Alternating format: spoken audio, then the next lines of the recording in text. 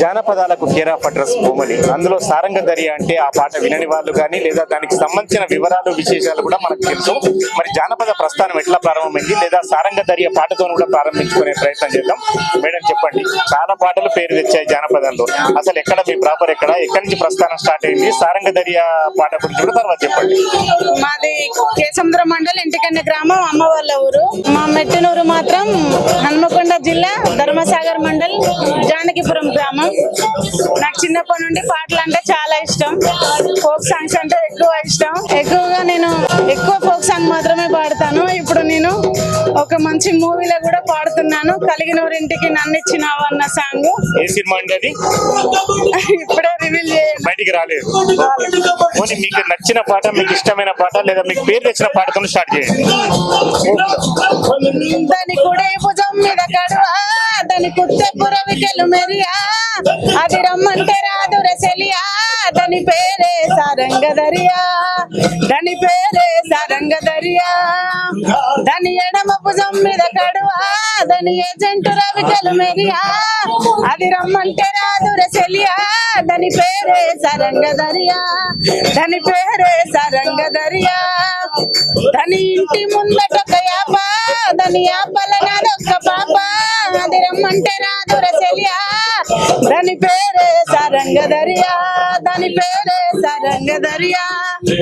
వరంగల్ జిల్లాలో ఒక మారుమూల ప్రాంతం నుంచి మీరు బయలుదేరారు. అటువంటిప్పుడు ప్రారంభంలో మీకు ఎట్లా అంటే స్కూల్ డేస్ లో ఏదైనా కార్యక్రమాలు పడేదా, ఎవరైనా ఎంకరేజ్ చేసేదా? వరంగల్ అంటేనే జానపదాలు, అయినా మీకు ఎవరు ఎంకరేజ్ చేయలేదు సార్, నా సొంత ప్రయత్నమే. నాకు చిన్నప్పటి నుండి పాటలు అంటే ఇష్టం.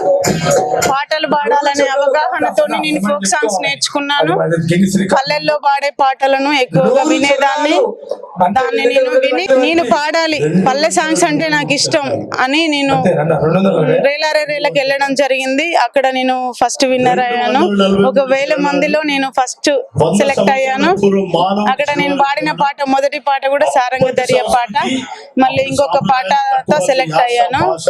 సీకటి ఎవరిలో కానీ, సీకటి ఎవరిలో కానీ, సిరిమ పూలో సీకటి ఎవరిలో కానీ, వెన్నెల ఎవరిలో కానీ, వెన్నెల ఎవరిలో కానీ, వెలుగులున్నాయో వెన్నెల ఎవరిలో కానీ, సీకటి మహాత్తగారిలో, సీకటి మహాత్తగారిలో, సిరిమ పూలో సీకటి మహాత్తగారిలో, వెన్నెల మాయవ్వగారిలో, వెన్నెల మాయవ్వగారిలో, వెలుగులున్నాయో వెన్నెల మాయవ్వగారిలో.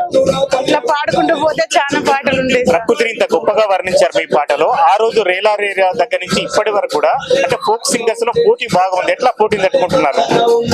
అంటే అందరి దగ్గర ఉన్న పాటల కంటే నాకు అటు ఇంకొక మంచి మంచి కొత్త పాటలు ఉంటాయి. నేను చాలా మంది దగ్గర ఉండి సేకరించుతా.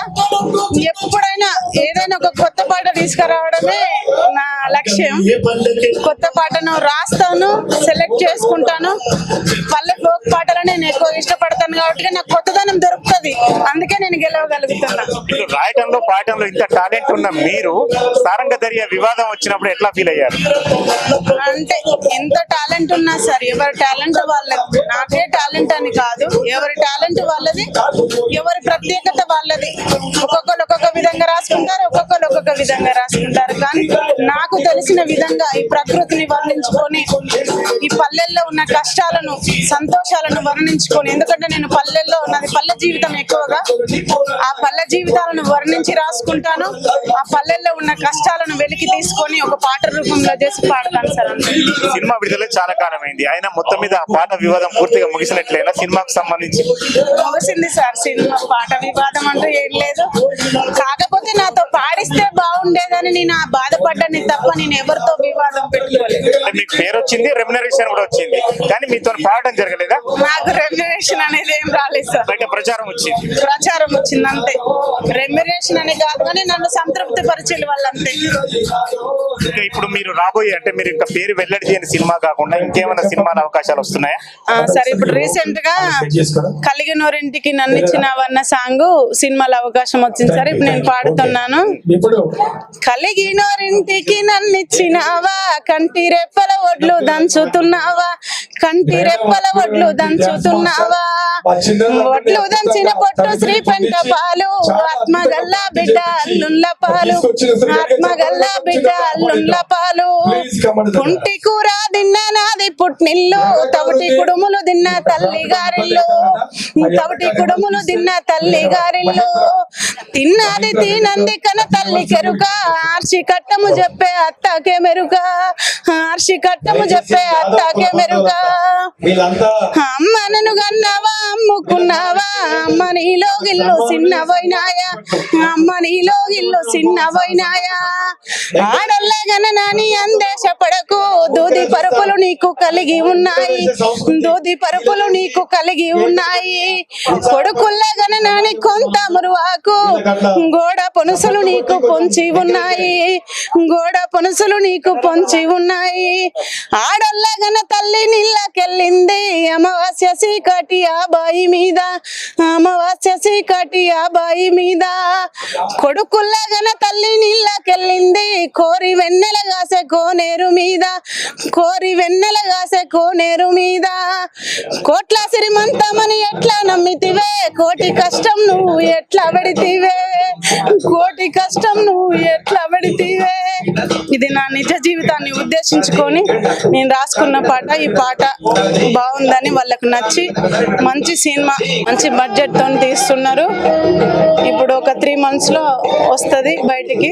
అప్పుడు ఆ పాట నేను అందులో పాడాను, ఆల్రెడీ అయిపోయింది పాట. అంటే కే సముద్రం నుంచి మీరు ఎదుర్కొన్న ప్రయాణంలో అనుభవాలే అన్ని కూడా మీ కథా వస్తువులు అన్ని కూడా ఇప్పుడు సారంగధర్య అంత ఉత్సాహాన్ని నింపే పాట అయినా కూడా దానిలో కూడా మహిళలకు సంబంధించింది ఉంది. మీరు రాబోయే సినిమాలు అంటే ఒక విధంగా మీ జీవితాన్ని చిత్రించే అంశాన్ని మీరు పెట్టారు. అట్లాగా మీ కథా వస్తువులు అంటే సారంగధర్య పాట కూడా ఎంత ఉత్సాహాన్ని రేకెత్తించింది అయినప్పటికీ కూడా దానిలో కూడా మహిళలకు సంబంధించింది. అంటే మీరు మహిళ కావటమా లేకపోతే మీరు ఎదుర్కొన్న అనుభవాలా లేదా మీరు చుట్టూ సమాజంలో చూస్తున్న పరిస్థితులా? నేను ఎదుర్కొన్న అనుభవాలు అయి ఉంటాయి, చుట్టూ చూసిన ప్రజలు. చాలా వరకు ఆడపిల్లలు ఎంతగానో కష్టపడుతున్నారు. చిన్నపిల్ల ఆడవాళ్ళని చూడకుండా క్రూర మృగాల్లాగా ఆడపిల్ల ఒక మగబిడ్డను ఆడతల్లి కంటనే జన్మిస్తాడు. ఆ విషయం గుర్తు పెట్టుకుంటే ఎవరు కూడా ఆడవాళ్ళని అంత నీచంగా చంపరు సార్. కాబట్టి ఆడవాళ్ళకి ఎక్కడ రక్షణ లేదు. అసలు ఆడపిల్ల అంటేనే కష్టాలు ఎక్కువ. ఎందుకో ఏమో తెలియదు కానీ ఆడవాళ్ళకి ఎక్కడ సంతృప్తి లేదండి. అందుకోసమే ఆడవాళ్ళ కష్టాలను చూసి వాళ్ళు పడే బాధలను చూసి నేను కూడా పల్లెటూరులోనే ఉంటూ నేను చాలా కష్టాలు పడ్డా కాబట్టి ఆడవాళ్ళని ఉద్దేశించి నేను ఎక్కువ పాటలు రాయడం జరుగుతుంది, పాడడం జరుగుతుంది. మీరు చెప్పినట్లే కలకత్తాలో ఒక వైద్యురాలకు సంబంధించి అత్యాచార సంఘటన సంబంధించింది. ఇటువంటి అంశాల మీద ఏదైనా పాట రాశారా, చదివారా? లేదు, నేను పాట అంటూ ఏం రాయలేదు సార్. కాకపోతే నా చిన్ననాడు నేను పాడుకున్న పాట మహిళల గురించి ఒక పాట. చిన్నప్పుడు నేను 7th class లో ఆడపుట్టుక బుట్టి గోస పాడే కంటే హక్కుల్లా రక్షించే బాటల్లో చేరు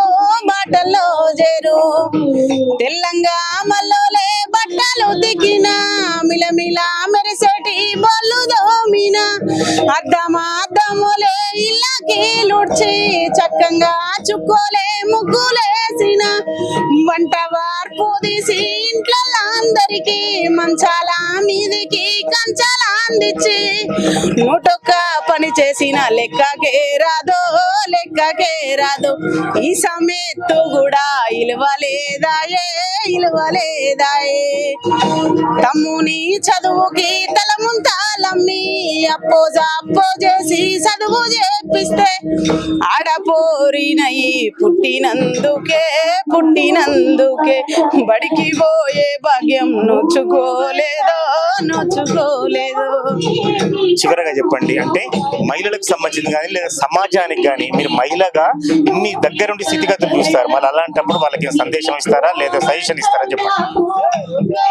మహిళలకు సందేశం అంటే మహిళలను మీ తోడబుట్టిన అక్క చెల్లెల్లాగా మా అమ్మ కూడా నన్ను ఇదే విధంగా కని ఉంటది కదా, ఒక 10 నిమిషాల క్షణావేశం కోసం మా జీవితాలను మేము ఎందుకు బలి చేసుకోవాలి, ఆడపిల్లల జీవితాలను ఎందుకు బలి చేయాలి అని ప్రతి ఒక్క అన్న తమ్ముడు, ప్రతి ఒక్క యూత్ ఆలోచిస్తే ఆడపిల్లలకు ఎలాంటి చెడు జరగదు. రక్షణగా మీరే నిలబడాలి. రక్షాబంధన్ అని రాఖీ కడతాం. ఈ రక్షగా ఉండే మీ బంధువులే ఎందుకు మమ్మల్ని బందీఖాన చేసి మమ్మల్ని ఆగం చేస్తున్నారు. కాబట్టి దయచేసి మీ జీవితాలను ఆగం చేసుకోకండి, మా జీవితాలను ఆగం చేయకండి. కాబట్టి ఆడపిల్లలకు మీరు రక్షణగా ఉండాలని కోరుకుంటున్నాను.